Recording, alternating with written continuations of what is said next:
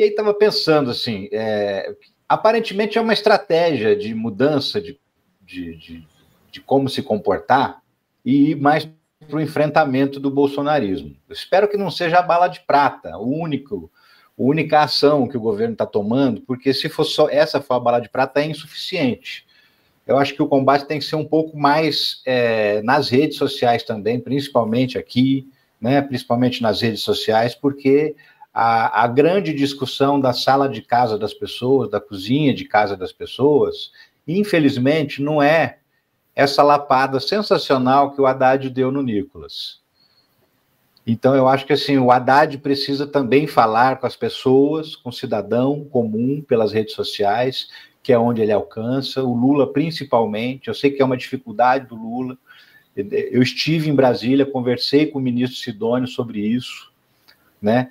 E percebi também do Paulo Pimenta, que foi o ministro anterior, que tem uma resistência muito grande do Lula de ir para as redes sociais diretamente.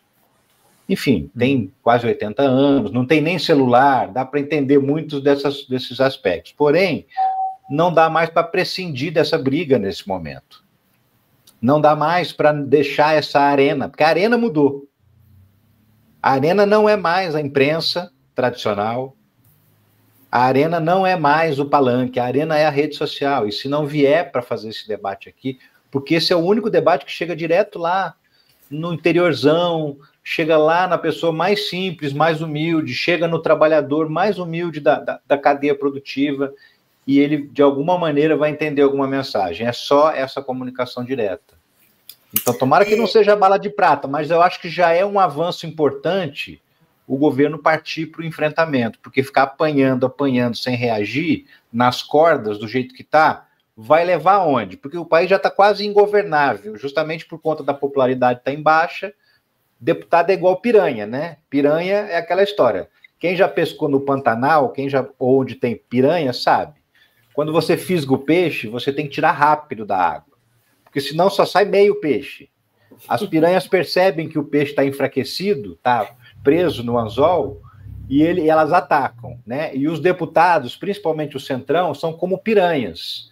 Eles percebem o enfraquecimento do governo em termos de popularidade e aumenta a fatura de qualquer votação, né? E agora eles não se importam com nada mais, com essa popularidade que a gente está vendo nas pesquisas, vai ficar cada vez mais difícil para o governo aprovar qualquer coisa.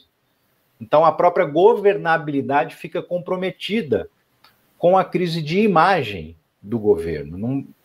Antigamente, o governo se preocupava com a propaganda só no ano da eleição. Não, tudo bem, está indo mal, tem que tomar medida impopular, mas no ano da eleição você entra com a propaganda na televisão, resolvia o problema de popularidade, crescia a intenção de voto e o presidente, o governador, o prefeito se reelegiam. Hoje, por quê? Porque antigamente não tinha emenda impositiva, né? Então o deputado ficava na mão do governo também para conseguir a liberação da sua verba. Então ele era muito mais fiel. Hoje, com emenda impositiva, ele já não está nem aí mais, a emenda dele vai ser paga de qualquer jeito, né? E ainda um governo impopular, ele vira essa piranha que ataca. Então, assim, eu estou gostando dessa nova postura do governo de ir para o enfrentamento com o bolsonarismo, mas espero que não seja só essa a postura que o governo vai adotar daqui para frente.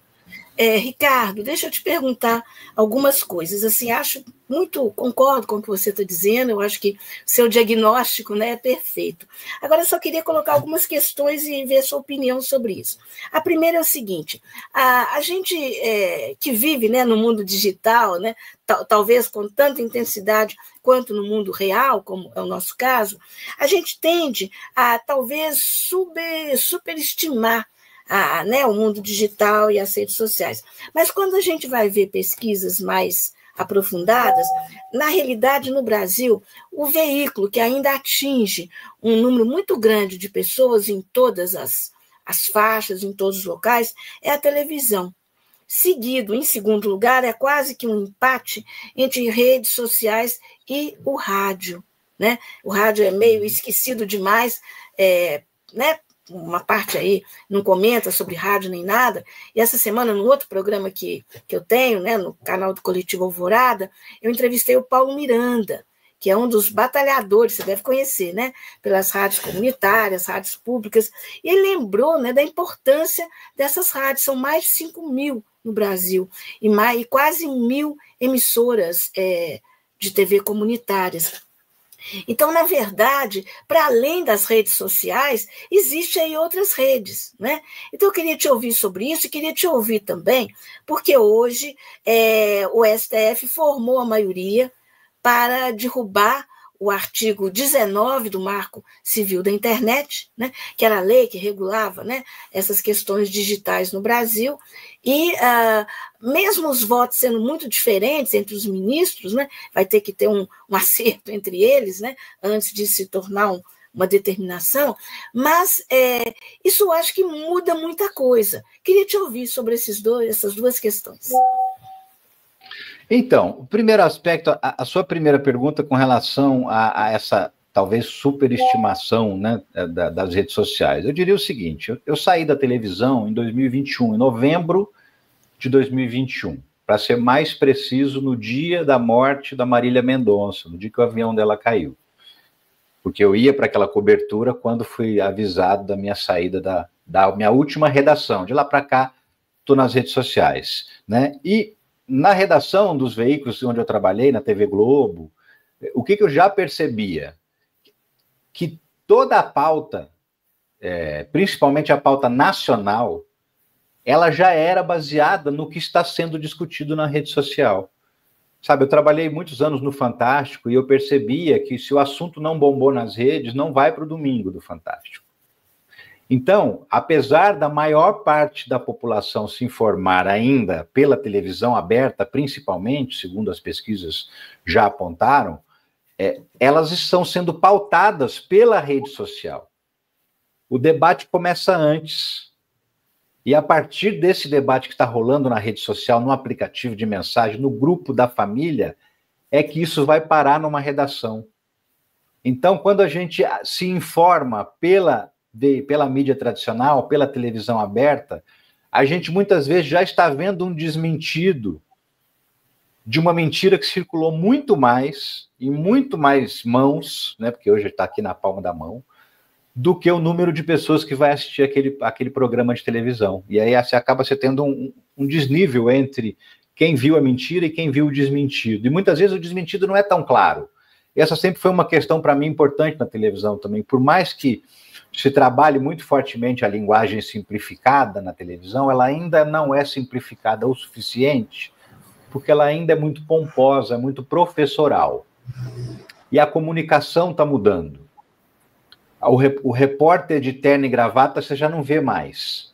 Só o apresentador. E ainda assim já tem programa que já tirou a gravata do apresentador. A gente está partindo para uma informalidade na comunicação que não é só visual, né? E que isso é a principal diferença entre quando o Lula faz um pronunciamento num evento ou quando ele participa de uma entrevista na mídia tradicional, a diferença para quando ele fala diretamente para o público, que vai acessar, que vai receber isso no grupo de zap da família, porque tem a briga do primo que é de esquerda com o cunhado que é de direita, e eles ficam mandando coisas, e todo mundo acaba recebendo aquele conteúdo. Até enquanto ninguém é expulso, todo mundo recebe aquele conteúdo, né? Sim. Então, assim, essa comunicação direta é muito importante, porque ela está pautando, a rede social está pautando o veículo tradicional. O UOL, a Folha, o Globo, eles estão de olho no Trend Topics do Twitter, para saber o que eles vão pautar. Porque antigamente não existia métrica. A métrica era posterior, né? Você pensava numa reportagem, você acha que vai ser bacana, e aí você exibe a reportagem. E aí você tinha lá o marcadorzinho do Ibope. Eu descobri se eu acertei com ela no ar, assistindo o marcador do Ibope, da audiência. Né? Mas não dava para eu prever que vai dar certo antes. Hoje dá para prever que uma pauta vai dar audiência. Por quê? Porque se ela está bombando nas redes, posso apostar nela que muita gente vai assistir. Então, a gente precisa fazer essa discussão de trás para frente, porque o início da discussão agora é numa fase anterior da comunicação, que é na fase das redes sociais. Quando você me pergunta a respeito do STF, acho que estamos encontrando uma solução razoável. dentro das limitações, claro, que o STF pode propor, porque tem uma omissão legislativa flagrante, né?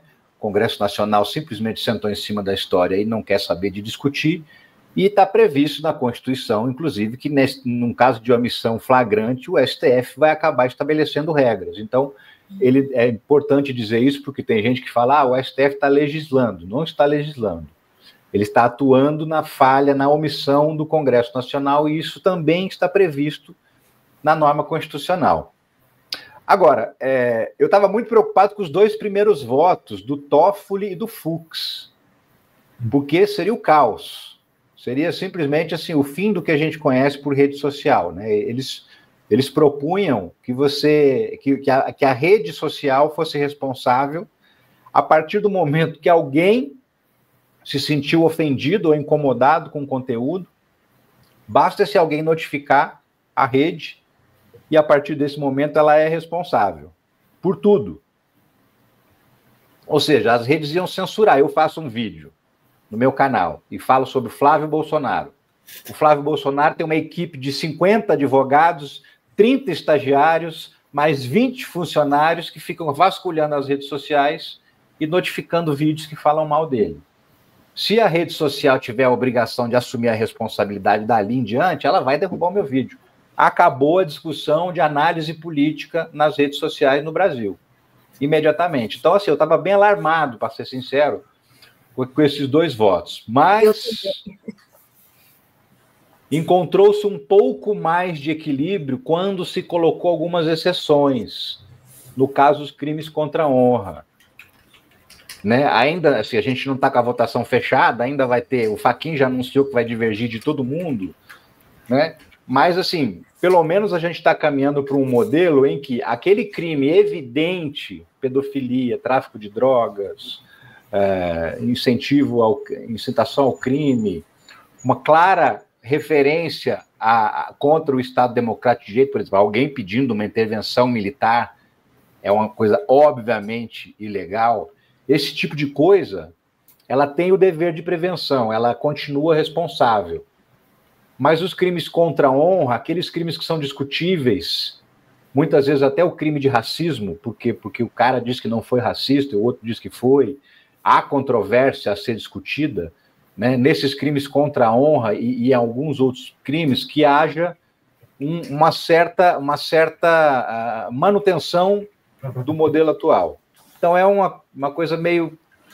É um remendo, mas eu acho que está melhor do que começou, porque do jeito que começou, comunicadores como eu iam desaparecer, simplesmente. Exato.